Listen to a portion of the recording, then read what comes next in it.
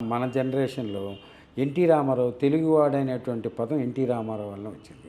యావత్ వరల్డ్ మొత్తం భారతదేశంలో ఇండియా అన్ని దేశాలు కూడా తెలుగువాడైనటువంటి పదం ఒక ఎన్టీ రామారావు వల్ల వచ్చింది. అది పీఠాధిపతులు, సన్యాసులు, యోగులు అందరూ కూడా అది అప్రిషియేట్ చేశారు, ఒప్పుకున్నారు, అతన్ని కీర్తించారు.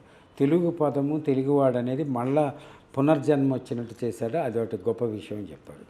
మళ్ళీ ఈ పీరియడ్లోనే పత్రిజీ అనేటువంటి ఒక ఎంప్లాయీ ఈ ధ్యాస మీద మనసు ధ్యాస మీద పెట్టి చేయాలి, యోగా చేయాలని చెప్పి 30 సంవత్సరాలు పోరాటం చేసి అతను కూడా ఏం చెప్పంటే ఈ ధ్యానం అంటే ఇవన్నీ అమ్మో భయం అనేటువంటి ప్రజల్లో ఒక విధమైనటువంటి అపోహ ఉండేది.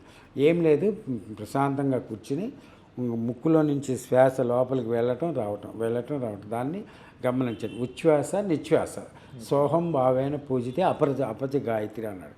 ఆ ధ్యానం చేసే విధానాన్ని తేలిక మార్గం చెప్పగానే పీఠాధిపతులు, యోగులు, ఋషులు అందరూ కూడా చక్కని తేలిక మార్గంలో చెప్పినటువంటి ఏకైక వ్యక్తి పత్రిజీ.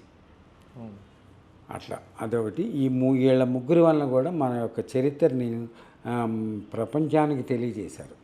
ఓకే.